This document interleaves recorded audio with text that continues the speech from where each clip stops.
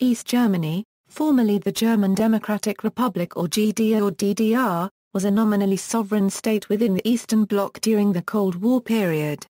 From 1949 to 1990, it administered the region of Germany which was occupied by Soviet forces at the end of the Second World War. The Soviet occupation zone of the Potsdam Agreement, bounded on the east by the Oder-Neisse line.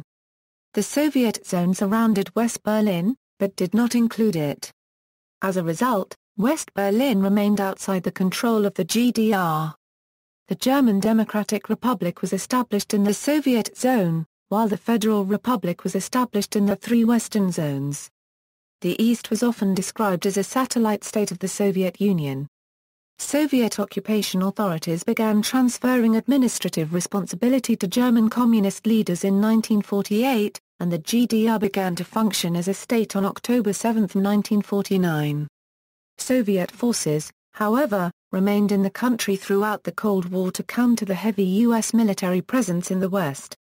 The Stasi security force was established to defend the state against political subversion and was helped by the Soviet army to suppress an anti-Stalinist uprising in 1953. Until 1989, the GDR was governed by the Socialist Unity Party with other parties functioning in its alliance organization, the National Front of Democratic Germany. The economy was centrally planned, and predominantly state-owned. Its population declined from more than 18 million in 1950 to 16 million in 1990. A subsidy system was used to keep down the prices of a large range of basic goods and services. Although the GDR had to pay substantial war reparations to the USSR, it became the richest economy in the Eastern Bloc. Nonetheless, it did not match the economic growth of West Germany. Emigration to the West was a significant problem as many of the emigrants were young well-educated people. It further weakened the state economically. The government tried to stop people leaving by fortifying its western borders and in 1961 by establishing the Berlin Wall. Several hundred people were killed by border guards. In 1989, a peaceful revolution in the GDR led to the destruction of the Berlin Wall and emergence of a government committed to liberalization. The following year, free elections were held, and international negotiations led to the signing of the final settlement treaty on the status and borders of Germany. The GDR was dissolved and Germany was reunified on October 3, 1990. Naming conventions: the official name was Deutsche Demokratische Republik, usually abbreviated to DDR. Both terms were used in East Germany, with increasing usage of the abbreviated form, especially since East Germany considered West Germans and West Berliners to be foreigners following the promulgation of its second constitution in 1968. West Germans, the Western media and statesmen purposely avoided the official name and its abbreviation, instead using terms like Ostzone, Sauerstichbessetzungsn, and Sogenannte DDR. The center of political power in East Berlin was referred to as Berlin-Karlshorst. In the 1950s, this geographic designation referred to the seat of command of the Soviet forces in East Germany. Over time, however, the abbreviation DDR was also increasingly used colloquially by West Germans and West German media. The term Westdeutschland, when used by West Germans, was almost always a reference to the geographic region of Western Germany but not to the area within the boundaries of the Federal Republic of Germany. However, this use was not always consistent, as, for example, West Berliners frequently used the term Westdeutschland to denote the Federal Republic. Before World War II, Ostdeutschland was used to describe all the territories east of the Elbe, as reflected in the works of sociologist Max Weber and political theorist Carl Schmitt. History. Explaining the internal impact of the GDR government from the perspective of German history in the long term, historian Gerhard A. Ritter has argued that the East German state was defined by two dominant forces: Euro-Soviet communism on the one hand, and German traditions filtered through the interwar experiences of German communists on the other. It always was constrained by the powerful example of the increasingly prosperous West, to which East Germans compared their nation. The changes made by the communists were most apparent in ending capitalism and transforming industry and agriculture, and in the thrust of the educational system and the media. On the other hand, there was relatively little change made in the historically independent domains of the sciences, the engineering professions, the Protestant churches, and in many bourgeois lifestyles. Social policy, says Ritter, became a critical legitimization tool in the last decades and mixed socialist and traditional elements about equally. Origins: at the Yalta Conference during World War II, the Allies agreed on dividing a defeated Germany into occupation zones, and on dividing Berlin, the German capital, among the Allied powers as well. Initially this meant the construction of 3 zones of occupation, that is, American, British, and Soviet. Later, a French zone was carved out of the American and British zones. GDR created 1949, the ruling Communist Party, known as the Socialist Unity Party of Germany, was formed in April 1946 from the merger between the Communist Party of Germany and the Social Democratic Party of Germany by mandate of Joseph Stalin. The two former parties were notorious rivals when they were active before the Nazis consolidated all power and criminalized their agitation. The unification of the two parties was symbolic of the new friendship of German socialists in defeating their common enemy. However, communists who made a majority had virtually total control over policy. As Walter Ulbricht noted, everything was made to look democratic while in reality communists retained control in the background. They were totally loyal to Stalin, and realized their regime would collapse if it lost the backing of the Soviet army, as indeed happened in 1989. Historians debate whether the decision to form a separate country was initiated by Stalin or by the SED. As West Germany was reorganized and gained independence from the occupation, the German Democratic Republic was established in East Germany in 1949. The creation of the two states made the 1945 division of Germany permanent. On March 10, 1952, Stalin put forth a proposal to reunify Germany with a policy of neutrality, with no conditions on economic policies and with guarantees for the rights of man and basic freedoms, including freedom of speech, press, religious persuasion, political conviction, and assembly, and free activity of democratic parties and organizations. However, leadership of West Germany saw reunification as a rather abstract goal. Western powers chose to decline on this proposal, due to belief that Germany should be able to join NATO and that such a negotiation with the Soviet Union would be seen as a capitulation. Afterwards, there had been several debates about whether a real chance for reunification had been missed in 1952. In 1949 the Soviets turned control of East Germany over to the Socialist Unity Party, headed by Wilhelm Pieck, who became president of the GDR and remained officially number 1 until his death in 1960, while most executive authority was assumed by SED General Secretary Walter Ulbricht. Socialist leader Otto Groth became prime minister until his death. In a major speech to an SED party conference on March 28, 1956, Groth condemned abuses in the legal system. He denounced illegal arrests, called for more respect for civil rights, and even asked the parliament to develop lively debate. West Germany saw itself as the legal successor to the Third Reich, shouldering the burdens of legal responsibility for its crimes. By contrast, East Germany renounced ties to the Nazi past, styling itself the anti-fascist rampart, and proclaiming itself the first socialist state on German soil. It refused to admit existences of anti-Semitism and refused to recognize Israel or reimburse victims of the Holocaust. The SED set a primary goal of ridding the GDR of all traces of the fascist regime, by allegedly ensuring democratic elections and the protection of individual liberties in building up socialism. Soviet role: in 1945, the USSR declared the Soviet occupation zone the historic Middle portion of Germania to be a sovereign state named the Deutsche Demokratische Republik, while the Red Army and the Western Allies occupation forces remained in place under the tripartite Potsdam Agreement which established the Allied occupation of Germany. The Communist German Democratic Republic was established in the historic Mitteldeutschland. Former German territories east of the Oder and Neisse rivers, mainly the Prussian provinces of Pomerania, East Prussia, West Prussia, Upper Silesia, Lower Silesia, the eastern Neumark of Brandenburg, and a small piece of Saxony were thus detached from Germany. To compensate Poland for the USSR's annexation of its eastern provinces, the Allies provisionally established Poland's post-war western border at the Oder-Neisse line at the Yalta Conference. As a result, most of Germany's central territories became the Sauerstädtische Besatzungszonen. All other lands east of the Oder-Neisse line were put under Polish administration, with the exception of historic northern East Prussia, which went to the USSR. Zones of occupation. In the Yalta and Potsdam conferences, the Allies established their joint military occupation and administration of Germany via the Allied Control Council, a four-power military government effective until the restoration of German sovereignty. In eastern Germany, the Soviet occupation zone comprised the 5 states of Mecklenburg-Vorpommern, Brandenburg, Saxony, Saxony-Anhalt, and Thuringia.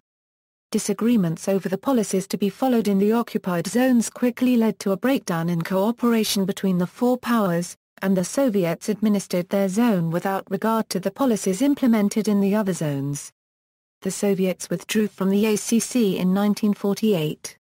Subsequently, as the other 3 zones were increasingly unified and granted self-government, the Soviet administration facilitated the development of a separate socialist government in its zone. Yet, 7 years after the Allies' Euro-unregistered trademark Potsdam Agreement were unified Germany, the USSR via the Stalin Note proposed German reunification and superpower disengagement from Central Europe, which the 3 Western Allies rejected. Soviet leader Joseph Stalin, a communist proponent of reunification, died in early March 1953. Similarly, Lavrenti Beria, the first deputy prime minister of the USSR, pursued German reunification, but an internal coup d'état deposed him from government in mid-1953, before he could act on the matter. His successor, Nikita Khrushchev, rejected reunification as equivalent to returning East Germany for annexation to the West. Hence reunification went unconsidered until the German Democratic Republic collapsed in 1989. East Germany and the Eastern Bloc diplomatically recognized East Berlin as the capital city of the German Democratic Republic, but the Western Allies disputed said recognition, considering the entire city of Berlin an occupied territory governed by the martial law of the Allied Control Council. According to Margot Feinstein, East Berlin's status as the capital was largely unrecognized by the West and most Third World countries. In practice, the ACA Euro-unregistered trademark S authority was rendered moot by the Cold War, and the East German government ignored the legal restrictions on integration of East Berlin into the GDR. Abetted by ACA Euro-unregistered trademark S weakness, Cold War political conflicts among the Allies over the status of West Berlin provoked the Berlin blockade, in which the Soviet Army stopped all Allied rail, road, and water traffic to and from West Berlin. The Allies countered the Soviets with the Berlin airlift of food, fuel, and supplies to keep West Berlin alive. Partition. In 1946, the Communist Party of Germany and the Social Democratic Party of Germany merged to form the Socialist Unity Party of Germany, which then won the elections of 1946, held under the oversight of the Soviet Army. Being a Marxist-Leninist political party, the SED's government nationalized infrastructure and industrial plants. In 1948, the German Economic Commission under its chairman Heinrich Rau assumed administrative authority in the Soviet occupation zone, thus becoming the predecessor of an East German government. On October 7, 1949, the SED established the Deutsche Demokratische Republik, based on a socialist political constitution establishing its control of the anti-fascist National Front of the German Democratic Republic, an omnibus alliance of every party and mass organization in East Germany. The NF was established to stand for election to the Volkskammer, the East German parliament. The first president of the German Democratic Republic was Wilhelm Pieck. However, after 1950, the true ruler of East Germany was Walter Ulbricht, the first secretary of the SED. On June 16, 1953, workers constructing the new Stalinerallee Boulevard in East Berlin rioted against a 10% production quota increase. Initially a labor protest, it soon included the general populace, who added their anti-Soviet discontent to the workers' civil disobedience, and on June 17 similar protests occurred throughout the GDR, with more than 1 million people striking in some 700 cities and towns. Fearing anti-communist counter-revolution on June 18, 1953, the government of the GDR enlisted the Soviet occupation forces to aid the Volkspolizei in suppressing the rioters. Some 50 people were killed and some 10,000 were jailed. The German war reparations owed to the USSR impoverished the Soviet zone of occupation and severely weakened the East German economy. In the 1945–46 period, the Soviets confiscated and transported to the USSR approximately 33% of the industrial plant, and by the early 1950s had extracted some $10 billion in reparations in agricultural and industrial products. The poverty of East Germany induced by reparations provoked the ʀepuഃbliːk flight to West Germany, aggravating the immigration, continual since the 1940s, from the Soviet zone of Germany to the Western Allied zones, further weakening the GDR's economy. Western economic opportunities and lack of political freedom in East Germany induced a brain drain.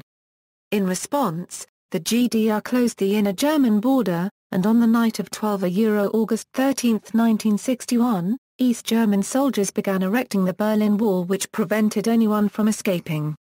In 1971, Soviet leader Leonid Brezhnev had Albright removed.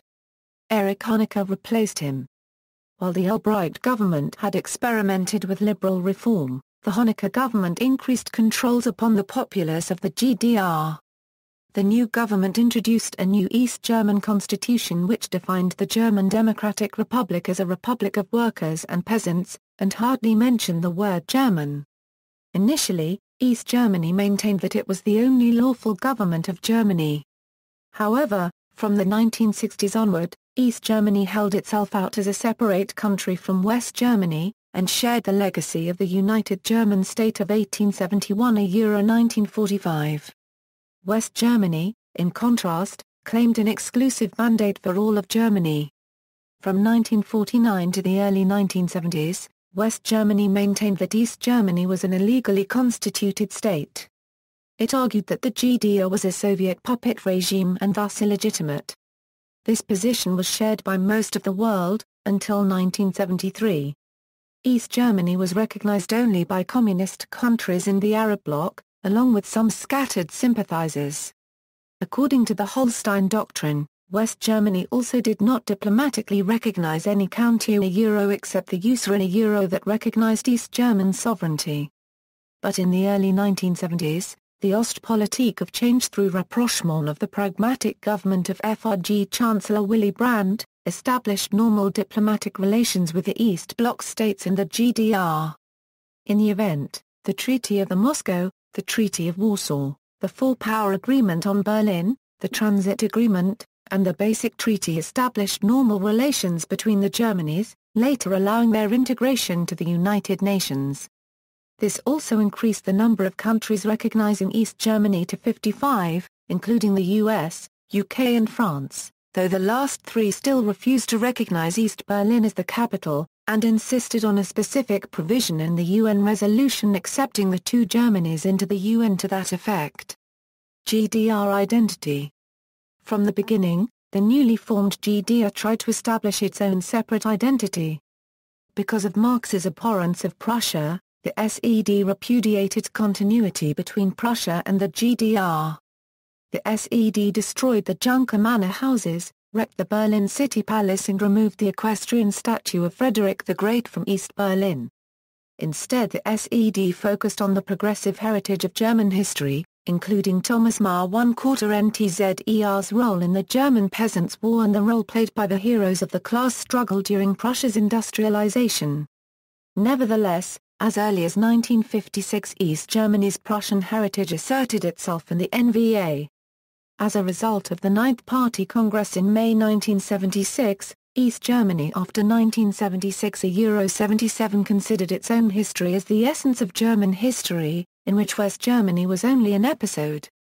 It laid claim to reformers such as Karl Friedrich von Stein, Karl August von Hardenberg, Wilhelm von Humboldt, and Gerhard von Skarnest. In the early 1980s, West Germany adopted the line of two German states in one German nation. While it respected East Germany's independence, it formally maintained that the GDR was merely a de facto government within a single German nation of which the FRG was the sole representative. For instance, it did not treat East Germans as foreigners. Die Wende. In 1989, following widespread public anger over the faking of results of local government elections that spring, many citizens applied for exit visas or left the country contrary to DDR laws. In August 1989, Hungary removed its border restrictions and unsealed its border, and more than 13,000 people left East Germany by crossing the Green Border via Czechoslovakia into Hungary and then on to Austria and West Germany. Many others demonstrated against the ruling party, especially in the city of Leipzig. Kurt Maser, the conductor of the Leipzig Gewandhaus Orchestra, led local negotiations with the government and held town meetings in the concert hall. The demonstrations eventually led Erich Honecker to resign in October, and he was replaced by a slightly more moderate communist, Egon Krenz. On November 9, 1989, a few sections of the Berlin Wall were opened, resulting in thousands of East Germans crossing into West Berlin and West Germany for the first time. Krenz resigned a few days later, and the SED abandoned power shortly afterward.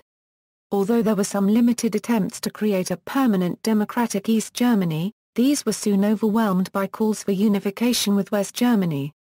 East Germany held its last elections in March 1990. The winner was a coalition headed by the East German branch of West Germany's Christian Democratic Union, which advocated speedy reunification.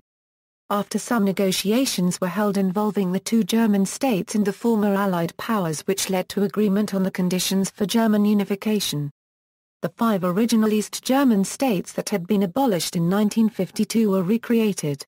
On October 3, 1990, the 5 states officially joined the Federal Republic of Germany, while East and West Berlin united as a third city-state.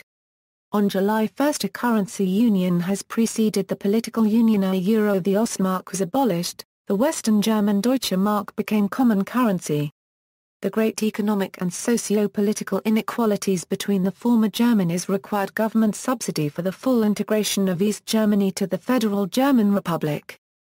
Because of the deindustrialization taking place in the outcome of this economic reunion, the matter is disputed in political conflicts up to the present day. Most times the lack of efficiency of the East German economy is highlighted and the deindustrialization seen as natural outcome of the Wende.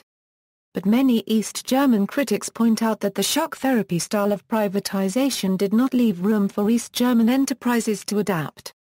According to German historian Jarwan Gen Kocher, conceptualizing the GDR as a dictatorship has become widely accepted, while the meaning of the concept dictatorship varies.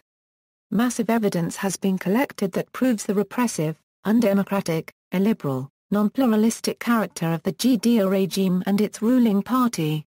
Politics. There were 4 periods in East German political history. These included 1949 Euro 61, which saw the building of socialism. 1961 Euro 1970. After the Berlin Wall closed off, escape was a period of stability and consolidation. 1971 Euro 85 was termed the Honecker era, and saw closer ties with West Germany. And 1985 Euro 89 saw the decline and extinction of East Germany. Organization. The ruling political party in East Germany was the Socialist Unity Party Deutschlands. It was created in 1946 through the Soviet-directed merger of the Communist Party of Germany and the Social Democratic Party of Germany in the Soviet-controlled zone. The Potsdam Agreement committed the Soviets to supporting a democratic form of government in Germany, and as in some other Warsaw Pact countries, other non-communist political parties were allowed. Nevertheless, every political party in the GDR had to register with the National Front of Democratic Germany, an alliance of parties and mass political organizations, including Christliche Demokratische Union Deutschlands, merged with the West German CDU after reunification, Demokratische Bauernpartei Deutschlands. The party merged with the West German CDU after reunification. Liberal Demokratische Partei Deutschlands, merged with the West German FDP after reunification.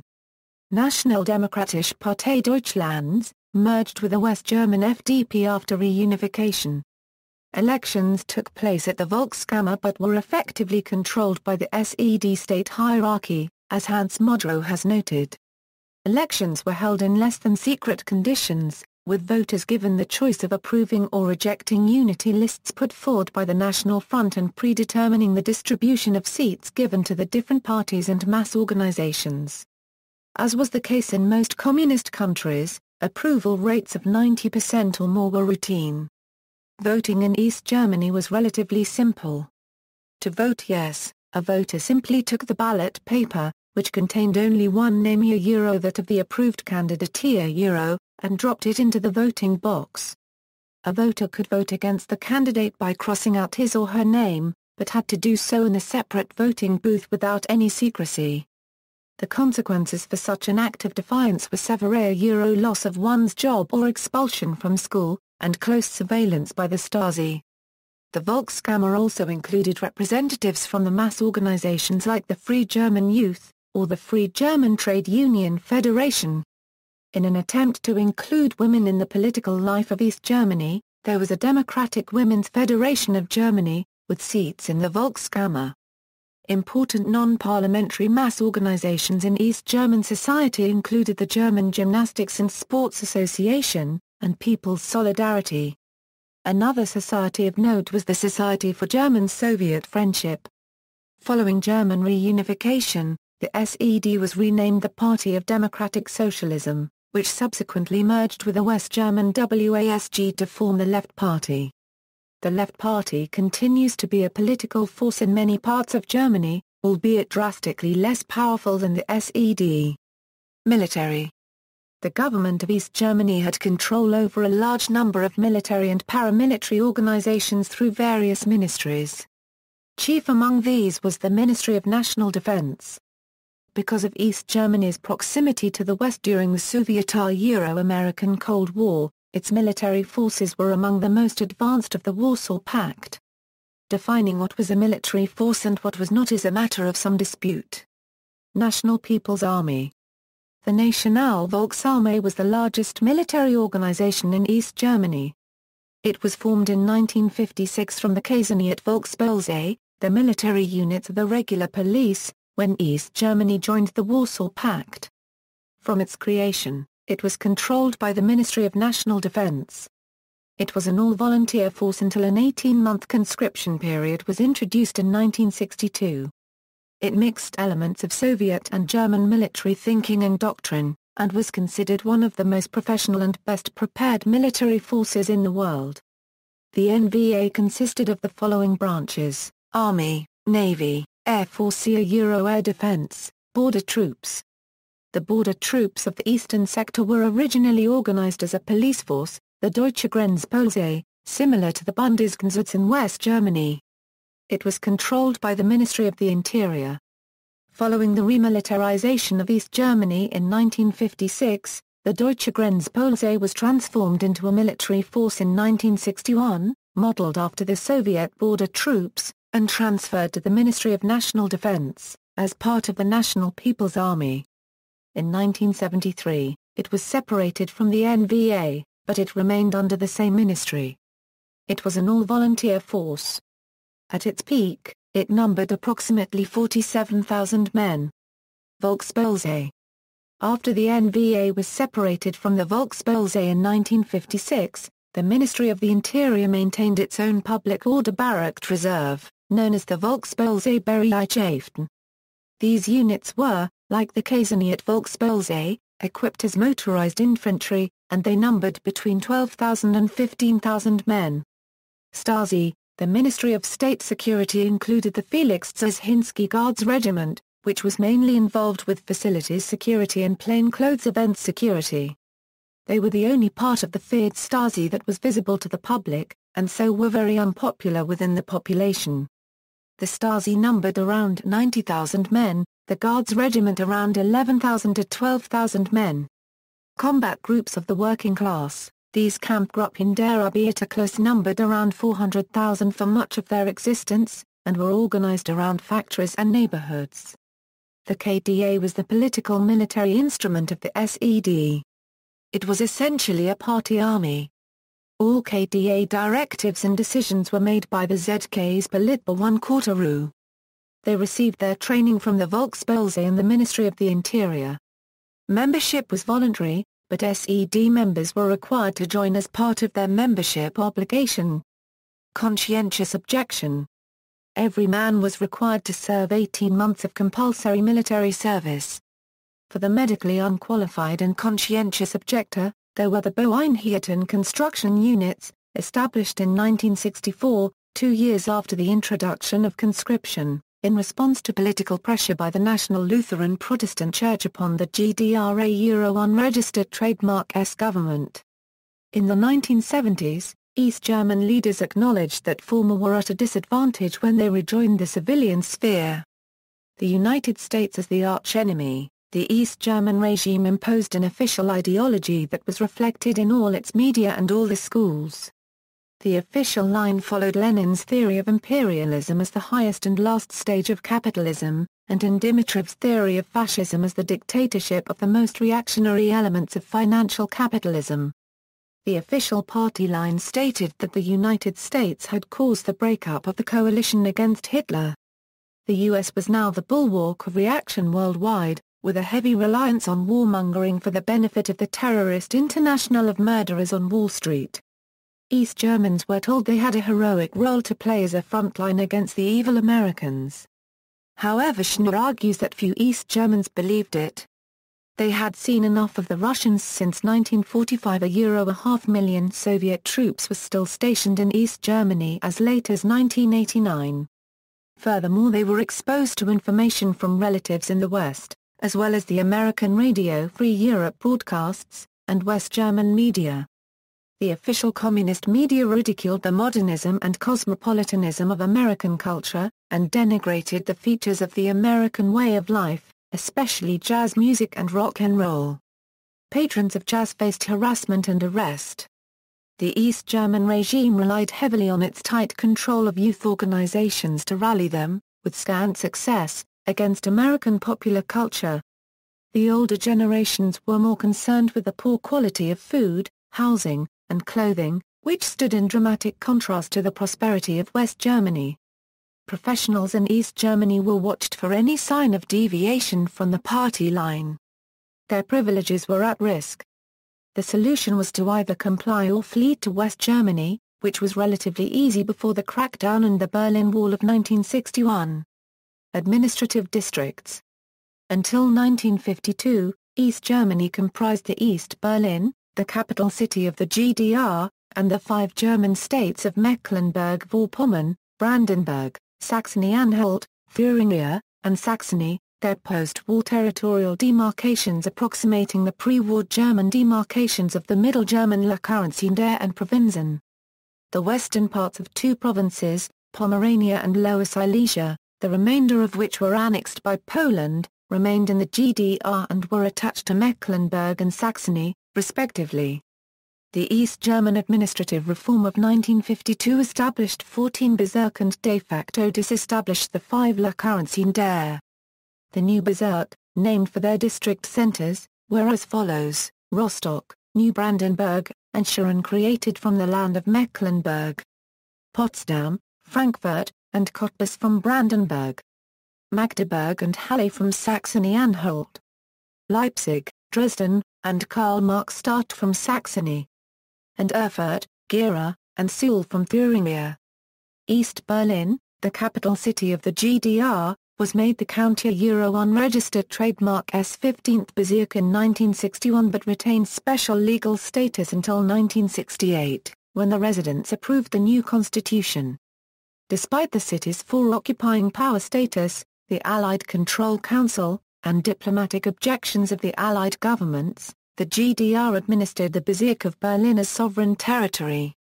Major cities, 1988 populations: East Berlin, Leipzig, A, Dresden, A, Karl-Marx-Stadt, A, Magdeburg, A, Rostock, A, Halle, A, Erfurt, A, Potsdam, A, Gera, A, Schwerin, A. Cottbus, A. Zwickau, Jena, Dessau, or Bezirksstadt. Population. The East German population declined by 3 million people throughout its 41-year history, from 19 million in 1948 to 16 million in 1990. Of the 1948 population, some 4 million were deported from the lands east of the Oder-Neisse line.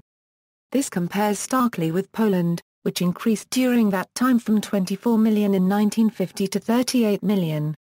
This was primarily a result of emigration. About 1/4 of East Germans left the country before the Berlin Wall was completed in 1961, and after that time, East Germany had very low birth rates, except for a recovery in the 1980s when the birth rate in East Germany was considerably higher than in West Germany, and in general the birth rate per woman was never much lower than in West Germany, except during the 1990s.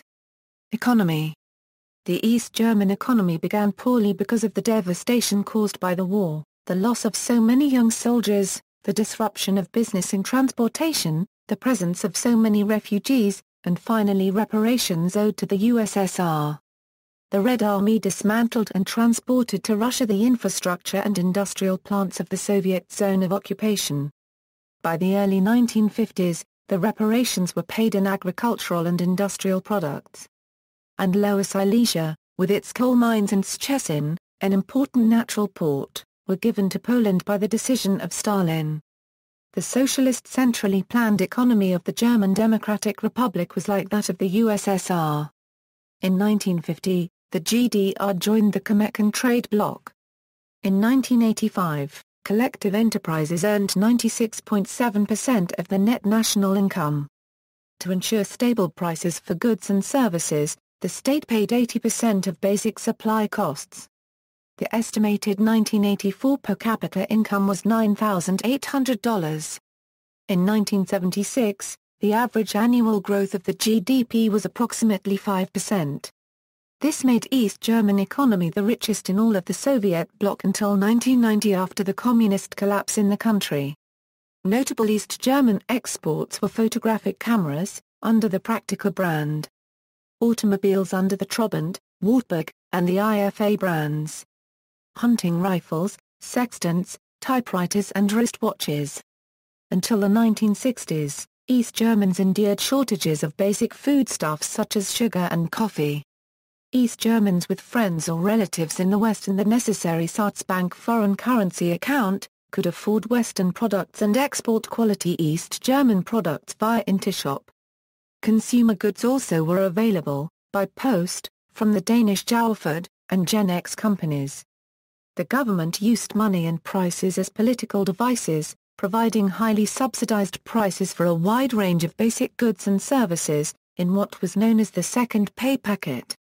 At the production level, artificial prices made for a system of semi-barter and resource hoarding. For the consumer, it led to the substitution of GDR money with time, barter, and hard currencies. Ironically, the socialist economy became steadily more dependent on financial infusions from hard currency loans from West Germany. East Germans, meanwhile, came to see their soft currency as worthless relative to the Deutsche Mark. Consumption and jobs. In East Germany, it has been said that people who were disgruntled resorted to nasty jokes at the expense of the oppressive regime. Their names were recorded, and too many jokes would land a man in prison. However, this is mostly anecdotal and does not necessarily reflect the typical result of such dissent and disagreement with the system. According to some Western commentators, throughout its history the main criterion for getting a good job was unblinking loyalty to the Communist Party bosses. Even in the electronics industry, a relatively modern and competitive sector of the GDR's economy, the criteria of professionalism were secondary to political criteria in personal recruitment and development. Dubious loyalty meant exclusion from the university and from good jobs. No worker could be sacked, unless for serious misconduct or incompetence. However, even in such cases, alternative work would be offered. The other side of the coin was that there was also a social obligation to work, and the GDR had no system of unemployment benefit because the concept of unemployment did not exist. With a very low birth rate and a high rate of exodus, East Germany was losing workers. the lack of large wealth differentials and class privilege made for a more cohesive and balanced society.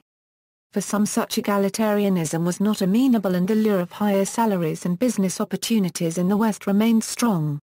This led to a steady hemorrhaging of skilled workers and professionals before the wall was built in 1961.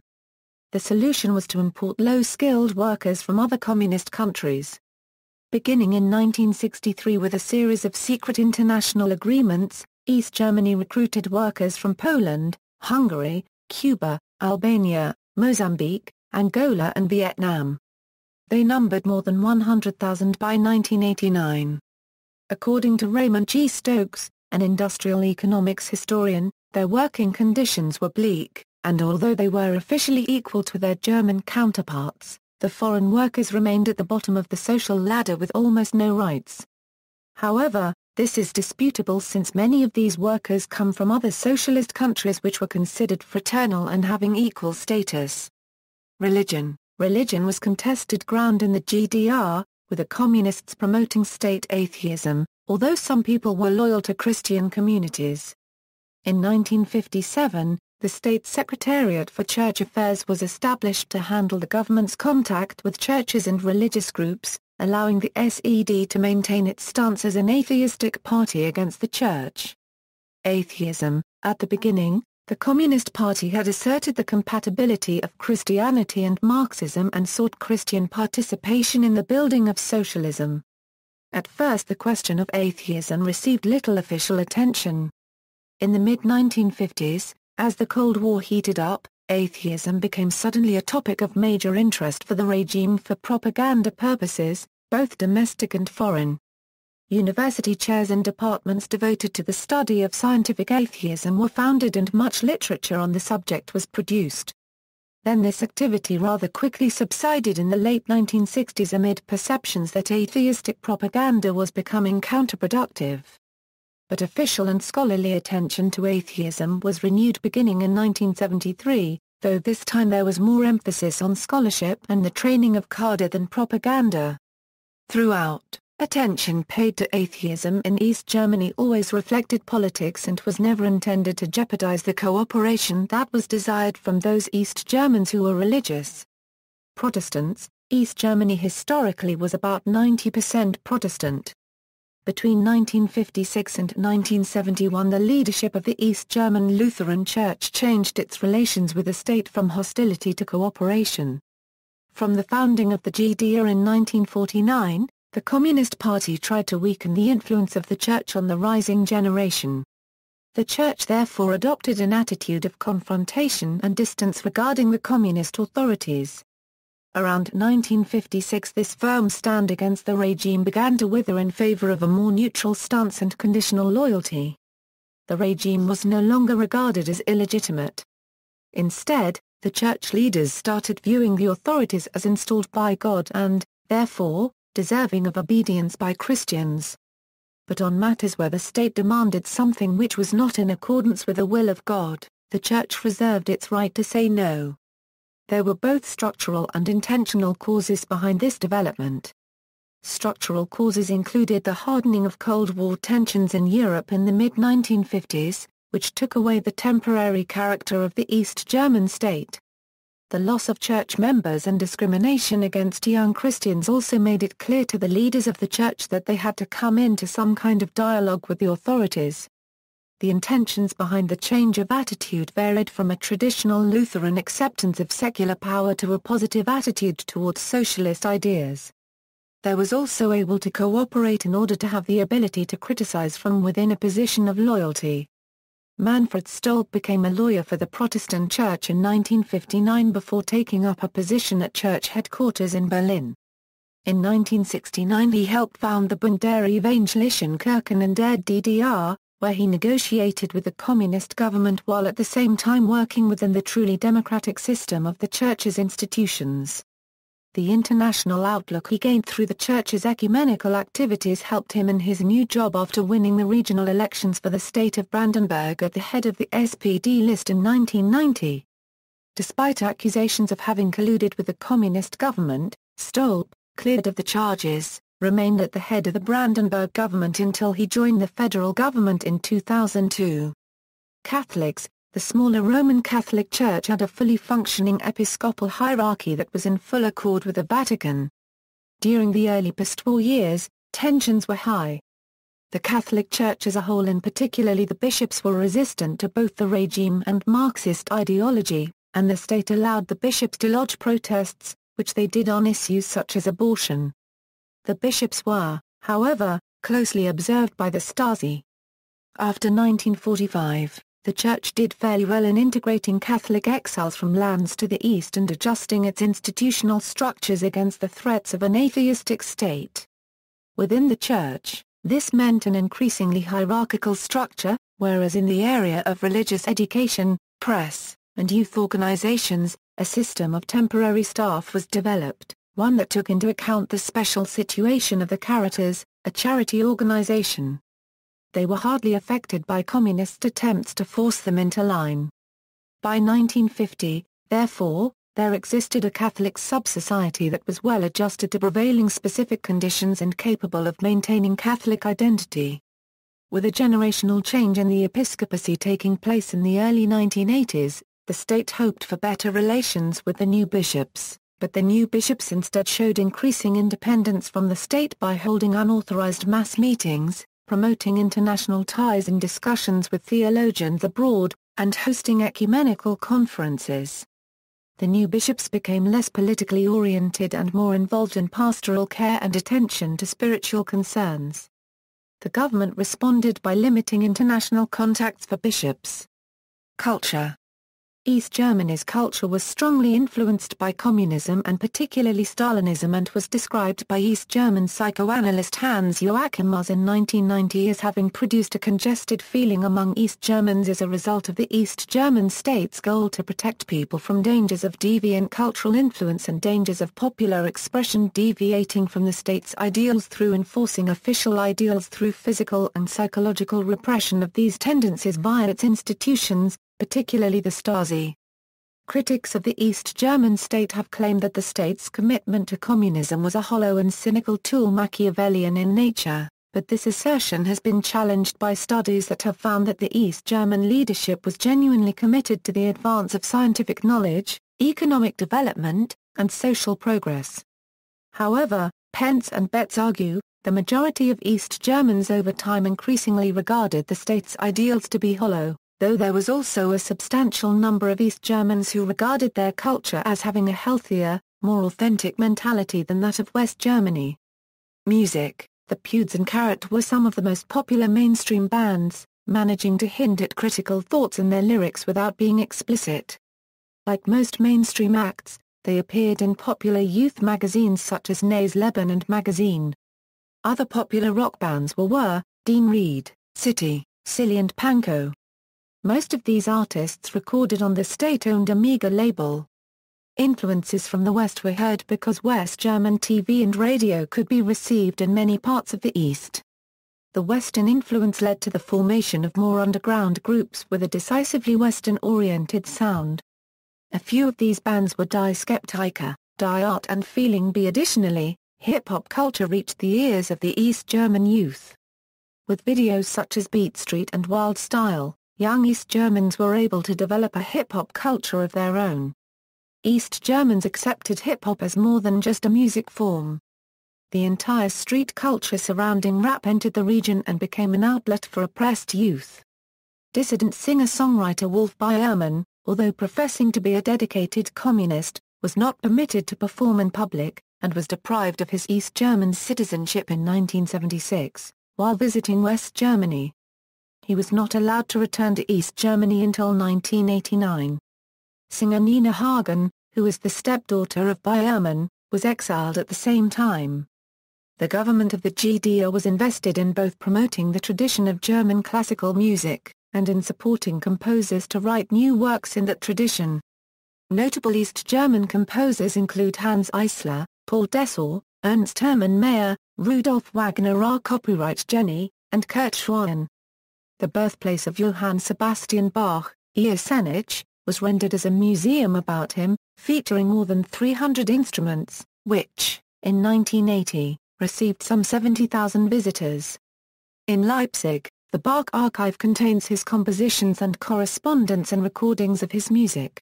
Governmental support of classical music maintained some 50 symphony orchestras, such as Gesamtorchester and the Manager in Leipzig, Zacharensis Staatskapelle in Dresden, and Berliner Symphony Orchestra and Staatsoper unter den Linden in Berlin. Theatre. East German theatre was originally dominated by Bertolt Brecht, who brought back many artists out of exile and reopened the Theater am Schiffbodem with his Berliner ensemble.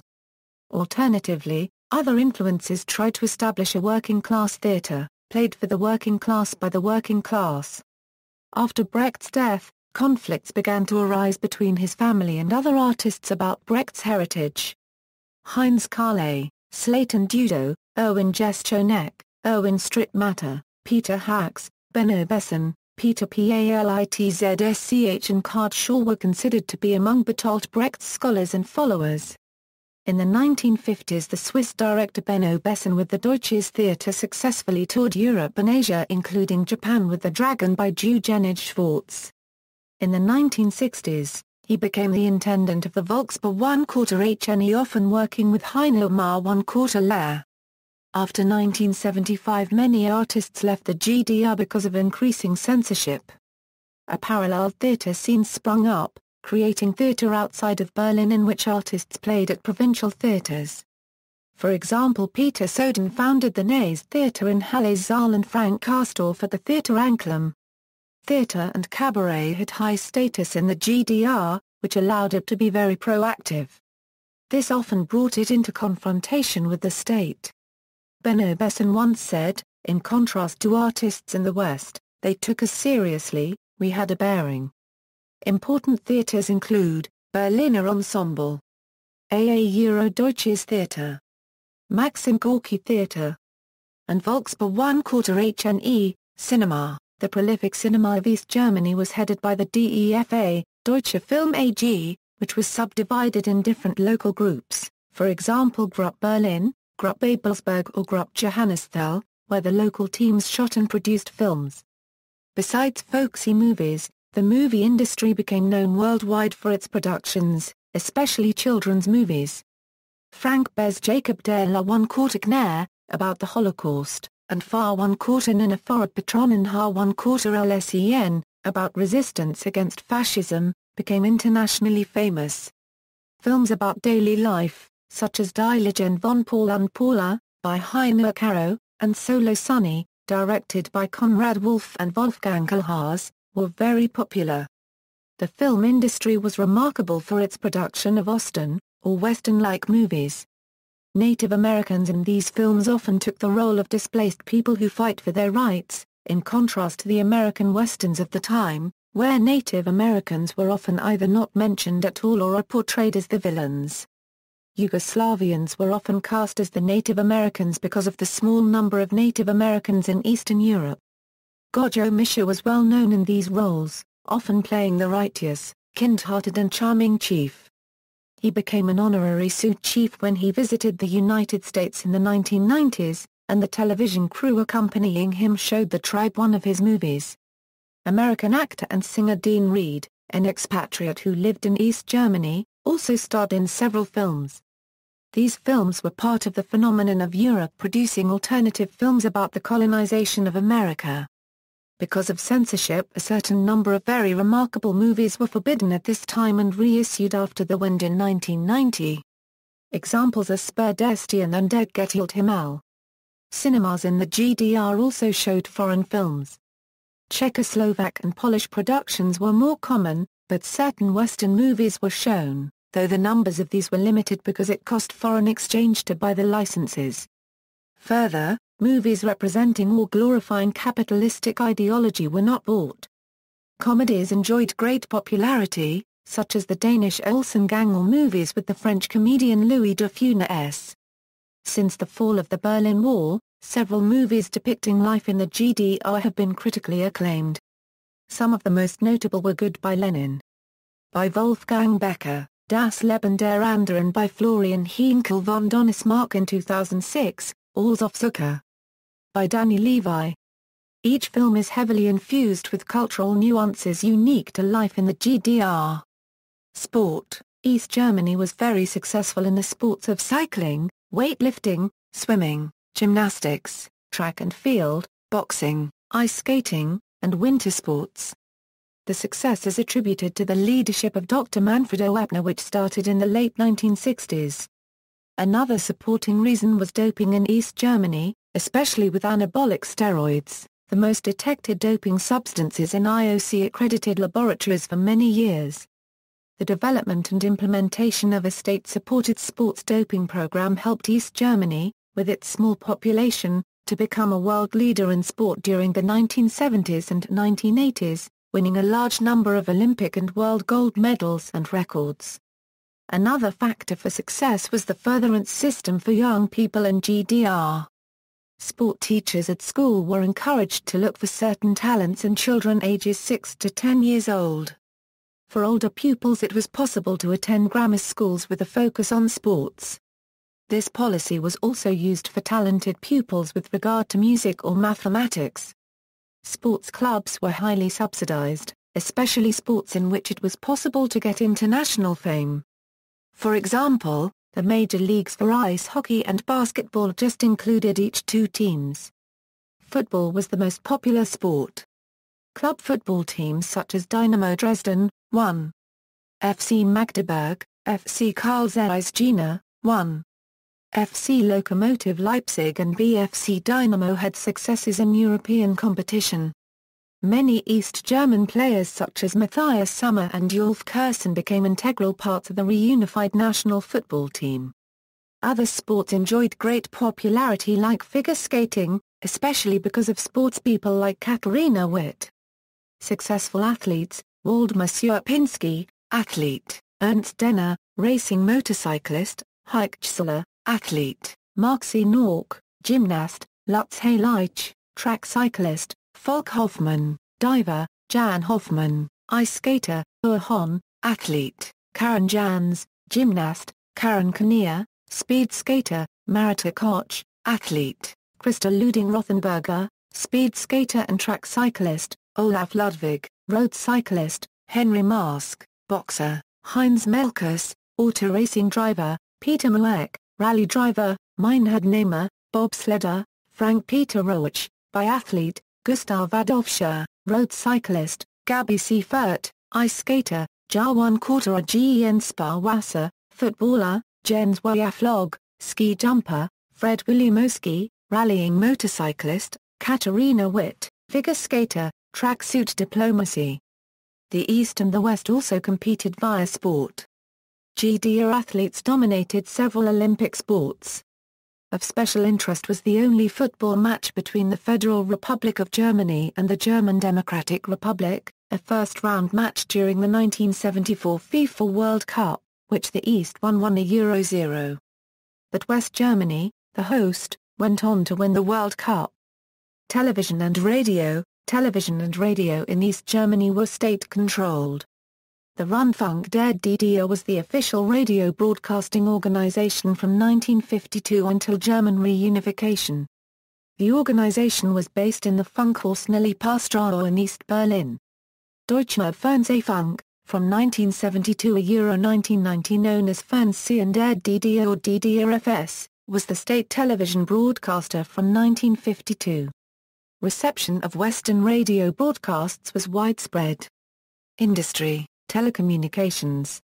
By the mid-1980s, East Germany possessed a well-developed communications system. There were approximately 3.6 million telephones in usage, and 16,476 telex stations. Both of these networks were run by the Deutsche Post der DDR. East Germany was assigned telephone country code +37. In 1991, several months after reunification, East German telephone exchanges were incorporated into country code 49. An unusual feature of the telephone network was that in most cases, direct distance dialing for long-distance calls was not possible. Although area codes were assigned to all major towns and cities, they were only used for switching international calls. Instead, each location had its own list of dialing codes with shorter codes for local calls and longer codes for long-distance calls. After reunification, the existing network was largely replaced, and area codes and dialing became standardized. In 1976, East Germany inaugurated the operation of a ground-based radio station at Fahr-1/4 for the purpose of relaying and receiving communications from Soviet satellites and to serve as a participant in the International Telecommunications Organization established by the Soviet government, Sputnik. Holidays, nostalgia. The end of the Cold War division of Germany and unification in 1990 inspired initial euphoria. But for many East Germans, this joy quickly turned to dismay. West Germans often acted as if they had won, and East Germans had lost in unification, leading many East Germans to resent West Germans. Barnstone finds that, East Germans resent the wealth possessed by West Germans. West Germans see the East Germans as lazy opportunists who want something for nothing. East Germans find a West arrogant and pushy. West Germans think the are lazy good-for-nothings. Additionally, the dislocations, especially the closure of obsolete factories in the East, the end of communism, the disappearance of East Germany and German unification were hardest for East Germany, where unemployment skyrocketed and many East German professionals quickly fled for better jobs in West Germany. These and other effects of unification led many East Germans to begin to think of themselves more strongly as East Germans rather than as simply as Germans. In many former GDR citizens this produced a longing for certain aspects of the former East Germany, such as full employment and other perceived benefits of the GDR state, termed nostalgia, and depicted in the Wolfgang Becker film Goodbye Lenin. Danish historian Føje Kupperberg argues that the real difficulty in German reunification was the sharply different ways the West Germans and East Germans interpreted their Nazi past. The West Germans confronted the past and atoned for it, and meanwhile transformed the FRG into a prosperous, free democracy that expressed the values of both individual freedom and responsibility. By contrast, the East Germans took hold of Moscow's official interpretation that East Germany was the victor of history, and represented the successful opposition to the Nazis. This myth, Kupperberg argues, allowed the GDR to attack the West Germans as historically complicit in the Nazi crimes because it had the same capitalist economy which had produced Hitler in the first place. East Germany was now pure, because it had rejected fascism and its twin, capitalism. This attitude, Kupperberg argues, allowed middle classes that had supported Hitler to often retain powerful roles in East Germany. Granville concludes that Kupperberg articulates well the thesis that the rigid communist system in the GDR inculcated passivity, helplessness, and amoral pragmatism in its citizens. See also Notes. References and bibliography. External links, Border Museum at Schifflersgrund, Akte Nationale Volksarmee NVA, German, Auferstanden aus Ruin, German, That Was the GDR, translations of propaganda materials from the GDR. German, Geschichte des Ostdeutschen Designs History of East German Design, DDR Museum Berliner Culture of GDR, interactive map of the Berlin Wall, East Berlin, past and present, pictures of the GDR 1949–1973, RFERL East German Subject Files Open Society Archives, Budapest, Stamps Catalogue of the German Democratic Republic, East German Anthem with English and German lyrics, Countries of the World or Europe.